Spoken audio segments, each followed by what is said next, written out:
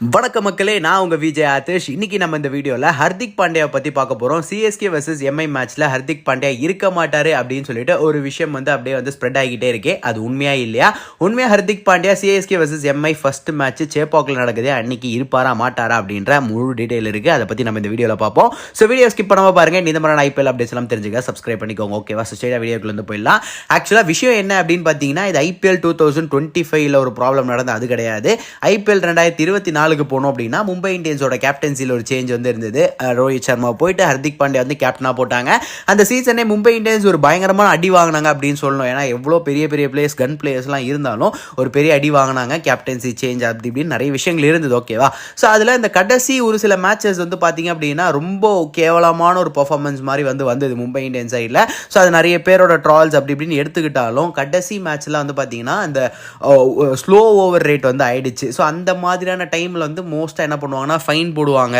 ஒரு சில விஷயங்கள் பார்த்தீங்க அப்படின்னா கொஞ்சம் ட்விஸ்ட் வைக்கிற விதத்தில் பார்த்தீங்கன்னா ரூல்ஸ் கொண்டு வருவாங்க. ஸோ அந்த மாதிரி என்ன ஆயிருக்கு அப்படின்னு பார்த்தீங்கன்னா ஒரு ஒரு தடவை ஆயிருக்கு, ரெண்டாவது தடவை ஆயிருக்கு, மூணாவது தடவை இப்படி ஆகும்போது என்ன ஆயிருக்கு அப்படின்னு பார்த்தீங்கன்னா ஹர்திக் பாண்டியாவை லைக் நீங்கள் மேட்ச் ஆடக்கூடாது, இதுக்கப்புறம் ஆடுற மேட்ச் நீங்கள் ஆடக்கூடாது, ஒரு கேப்டனாகவும் இருக்கக்கூடாது, ஒரு பிளேயராகவும் இருக்கக்கூடாது, நீங்கள் பேன் அப்படின்ற மாதிரி சொன்னாங்க.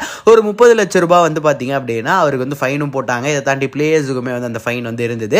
ஸோ இதெல்லாம் முடிஞ்சு இப்போ நம்ம தான் ஐபிஎல் 2024 தான் முடிஞ்சதே. எலிமினேட்டர் இருந்தால் நீங்கள் சொல்கிறது ஓகே. பட் அது இந்த சீசனுக்குமே கண்டினியூ ஆகுமான்னு கேட்டால் ஆப்வியஸாக ஆமாம் ஆகும். ஏன்னா அந்த மாதிரி தான் ரூலை செட் பண்ணி வச்சுருக்காங்க. ஸோ இந்த சீசன் ஹர்திக் பாண்டியா விளையாடுறது, அதாவது மொதல் மேட்ச் விளையாடுறது மட்டும் தான் கஷ்டம். கண்டிப்பாக ஆட முடியாது.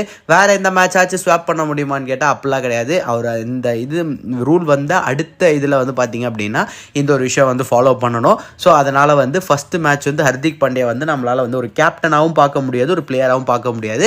சரி, ஹர்திக் பாண்டியா இல்லையே யார் கேப்டனாக இருப்பாங்க, யார் டீமை லீட் பண்ணுவாங்க அப்படின்னு கேட்டிங்கன்னா மேபி ஜஸ்பிரிட் பும்ரா ஒரு நல்ல ஆப்ஷனாக இருக்கும். ஒரு ஜஸ்பிரிட் பும்ரா ஒரு கேப்டன்சியாக பார்க்குறதுக்கு நல்லா தான் இருக்கும். பட் ஆனாலும் பார்த்தீங்கன்னா அவர் அந்த ஃபர்ஸ்ட் பேஸில் கொஞ்சம் அவைலபிள் இருக்க மாட்டார் அப்படின்ற மாதிரி சொன்னாங்க. ஸோ மேபி ஒரு ரோஹித் சர்மா ட்ரை பண்ணலாமான்னு கேட்டால் ரோஹித் சர்மாவை தாண்டி சூரியகுமார் யாதவுக்கு போகிறதுக்கான வாய்ப்புகள் அதிகமாக இருக்குது. இந்தியாவோட T20 கேப்டன். ஸோ அந்த ஒரு விஷயமே போதும். சக்ஸஸ்ஃபுல்லாக எடுத்துகிட்டு போயிட்டு தான் இருக்காரு டீம் இந்தியா T20 சைடில்.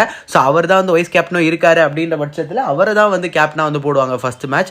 ஸோ அந்த ஒரு மும்பை vs சிஎஸ்கே அப்படின்ற ஒரு விஷயம் ஃபயராக தான் போகும். எஸ், ஃபர்ஸ்ட் டைம் ஒரு சூரியகுமார் யாதவோட அந்த ஒரு கேப்டன்சி வர்சஸ் ருத்ராஜ் கெய்க்வாடோட ஒரு கேப்டன்சி வருது. நல்லா தான் இருக்கும், இன்ட்ரெஸ்டிங்காக இருக்கும். நிறைய பேர் என்ன சொல்கிறீங்க அப்படின்னா பும்ரா இல்லை, ஹர்திக் பாண்டியா இல்லை. ஆனால் இந்த மாதிரியான ஒரு டைம் எப்படி போகும் அப்படின்னா நான் அதை விட நிறைய பாயிண்ட்ஸ் உங்களுக்கு தரேன். தீபக் சர், சாண்ட்னர் இவங்களாம் அந்த பக்கம் போயிருக்காங்க. ஸோ இந்த பக்கம் ருத்ராஜ் கெய்க்வாட், தலை டோனி இவங்க ஒரு புது டீம், கிட்டத்தட்ட புது டீமை தான் ஃபார்ம் பண்ணியிருக்காங்க. ஒரு 4-5 பேரை அப்படி இழுத்து வச்சிருக்காங்க.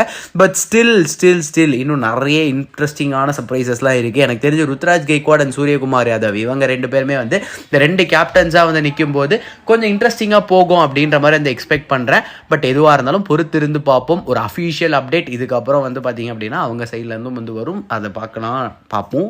அண்ட் அந்த மாதிரியான அப்டேட்ஸ் எல்லாம் நீங்கள் தெரிஞ்சுக்கணும் அப்படின்னு நினச்சிங்கன்னா ஐபிஎல் பற்றி எல்லா அப்டேட்ஸும் தெரிஞ்சுக்கலாம் நம்ம சேனலை சப்ஸ்கிரைப் பண்ணிக்கோங்க.